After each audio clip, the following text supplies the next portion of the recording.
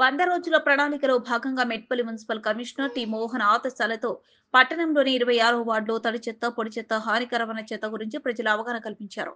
ఈ సందర్భంగా పర్యావరణ పరిరక్షణలో భాగంగా మీ ఇంటి నుండి వచ్చే తడి చెత్త, పొడి చెత్త, హానికరమైన చెత్తను వేరు చేసి మున్సిపల్ ఆటోలకు అందివ్వాలని తెలిపారు.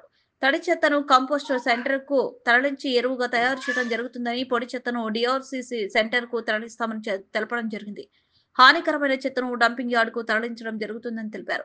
పట్టణ ప్రజలు తమ ఇంటి నుండి వచ్చే చెత్తను, తడి చెత్త, పొడి హానికరమైన చెత్తను వేరు చేసి ఇచ్చుటకు ప్రజలందరూ సహకరించాలని కోరడం జరిగింది.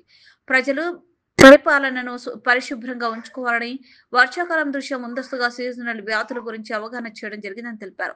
ప్రజలందరూ ఇంటి నుంచి వెలువడే తడి చెత్త ద్వారా మీ ఇంటి లోపల హోమ్ కంపోస్టింగ్ తయారు చేస్తే అది ఎరువుగా మారి మీరు నాటిన మొక్కలకు వాడుకోవచ్చని తెలపడం జరిగింది.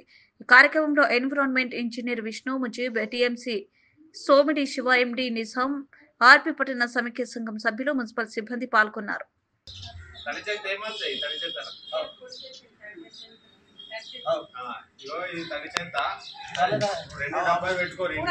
కూరగాయలది మేము చేసుకునే కూరగాయలు మిగతా 2 డబ్బాలు పెట్టుకోరి. ఒకటి ఈ డబ్బా, ఒకటి ఈ డబ్బా. 50 రూపాయలు పెడితే వస్తాయి డబ్బాలు.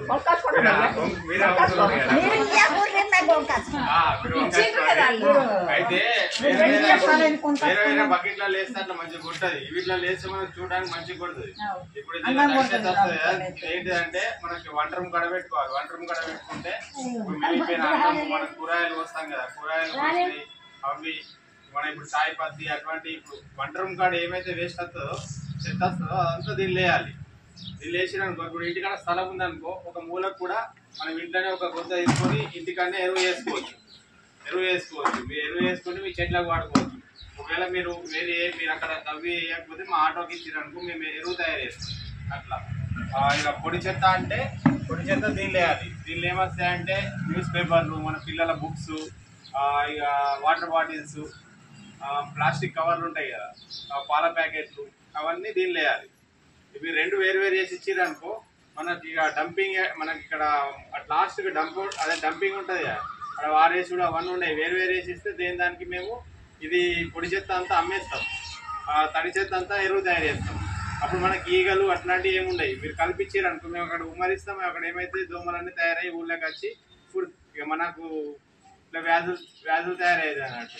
మీరు కొంచెం టైం తీసుకొని వేరు చేసి ఇచ్చారు అనుకో మేము మంచిగా ఉంటుంది మనకు. ఇక మీరు మార్కెట్కి పోతారు, మార్కెట్కి పోయినప్పుడు కూరగాయలు ఉన్నప్పుడు ఒక సంచి తీసుకపోయి అన్ని కూరగాయలు 4 రకాల కూరగాయలు ఒకటే సంచి తీసుకుంటారండి. 4 కూరగాయలు తీసుకుంటే 4 కవర్లు తీసుకున్నారు అనుకో, అవి తీసుకొచ్చి మోర్లు వేస్తారు. మోర్లు వేస్తే